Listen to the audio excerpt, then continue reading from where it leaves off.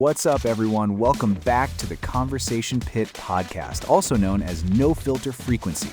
I'm Aaron. And I'm Crystal. And honey, do we have a story for you today that is absolutely wild? Oh my God, Crystal. When you told me about this story, I literally could not believe it. We're talking about the California couple, Refugio Manuel Jimenez Jr. and Angela Renee Jimenez, who got criminally charged because their gender reveal party Wow. caused the El Dorado wildfire. We're talking 23,000 acres burned, 5 homes destroyed, 15 other buildings gone, and worst of all, a firefighter named Charlie Morton died. A firefighter died, Aaron. A human being lost his life because someone wanted to use pyrotechnics to announce if they're having a boy or a girl. Like, what even is this timeline we're living in? I know, and that's what we're diving into today, because this isn't just about a gender reveal gone wrong. No. This is about accountability, about the ripple effects of our actions, and honestly, about how social media culture has pushed people to do increasingly dangerous and stupid things for content. Exactly. So let's break this down because I have some very strong feelings about this. Charlie Morton, the firefighter who died, he was 14 years into his career. 14 years. This man had been risking his life to protect communities for over a decade. Yeah. And he dies because some couple wanted to make their gender reveal extra special with pyrotechnics in California during fire season? Are you kidding me? And that's the thing, Crystal. I keep thinking about Charlie's family. Like, imagine getting that phone call, your husband, your father, your son. He's gone. Not because he was fighting some unavoidable natural disaster, but because someone was irresponsible with fireworks at a party. Oh my God, stop. That's devastating.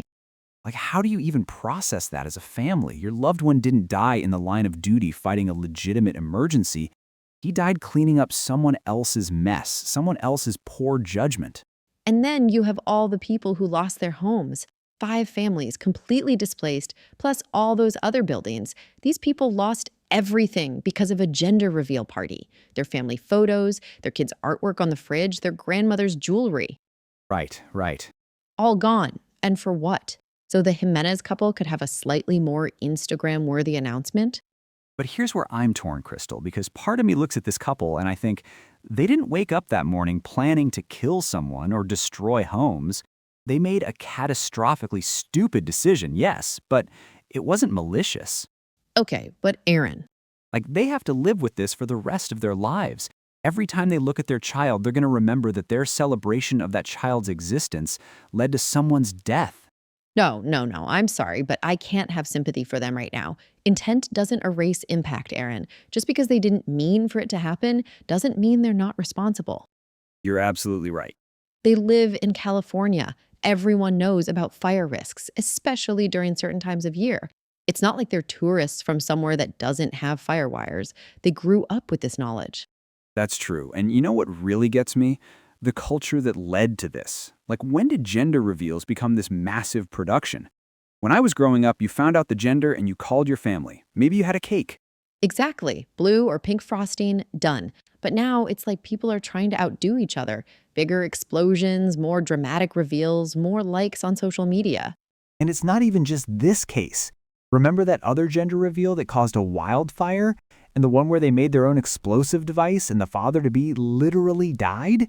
Like, people are dying for gender reveals now. It's absolutely insane. And you know what makes me sick? This baby is going to grow up knowing that their gender reveal killed someone. Can you imagine that psychological burden? Oh, wow, I hadn't even thought about that angle. That kid is going to Google their name someday and find articles about how their parents killed a firefighter announcing whether they were a boy or girl. Right? Like, how do you even have that conversation? Hey, sweetie, so about the day we found out you were going to be a boy, what kind of therapy is that kid going to need? And the financial devastation, Crystal. We're not just talking about the criminal charges they're facing. The civil lawsuits are going to be massive. Charlie Morton's family, the families who lost their homes, the state of California for the firefighting costs. We're talking potentially tens of millions of dollars. This family's financial future is completely destroyed. That baby is going to grow up in poverty because of this. Good. I'm sorry, but good. They should be financially ruined. Charlie Morton's family deserves every penny they can get from these people. Those homeowners deserve to be made whole. I mean, I agree they should be held responsible, but I keep coming back to this innocent kid who's going to suffer for their parents' stupidity. Aaron, that's not our problem. That's their problem as parents. They created this mess. They get to figure out how to protect their child from the consequences. Charlie Morton's kids don't get their father back. Those other kids don't get their childhood homes back. You're absolutely right. And honestly, maybe this kid growing up understanding the weight of his parents' actions will make him a more thoughtful person.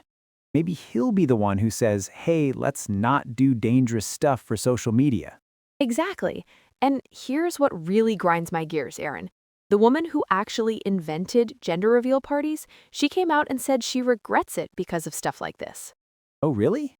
Yeah, she was just excited about her pregnancy and shared a photo with pink cake. And now it's become this whole toxic, competitive thing where people are literally dying. Even the creator thinks it's gone too far.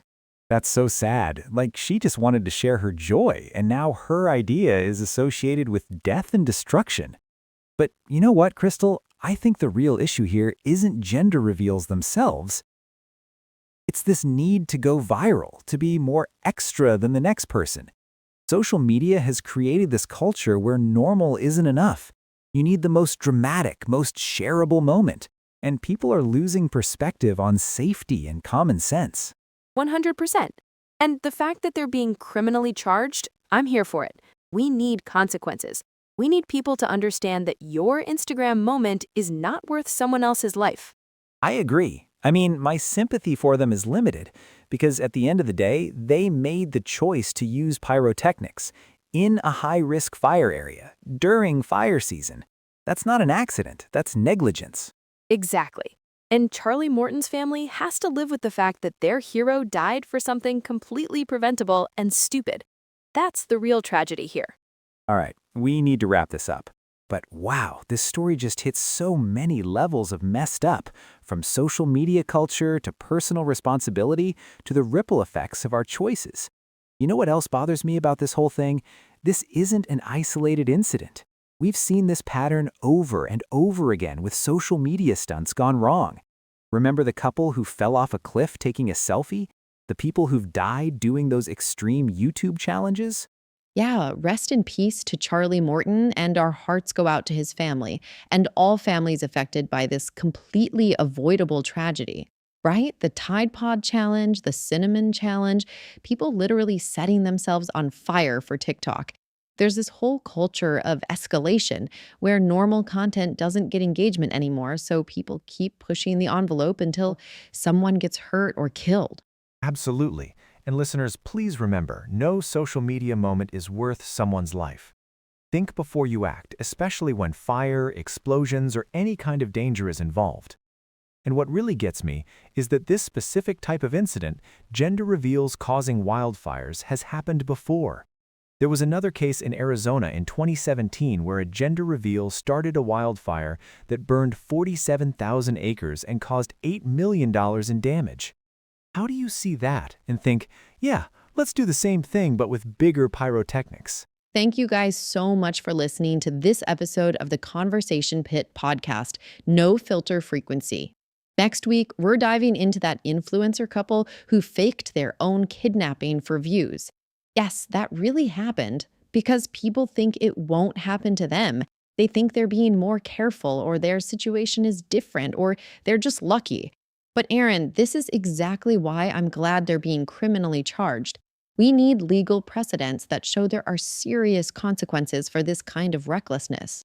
Until then, stay safe, think before you post, and we'll catch you next time. Absolutely. And from what I've read, they're facing charges of involuntary manslaughter and other felonies. This could mean years in prison, not just fines or community service.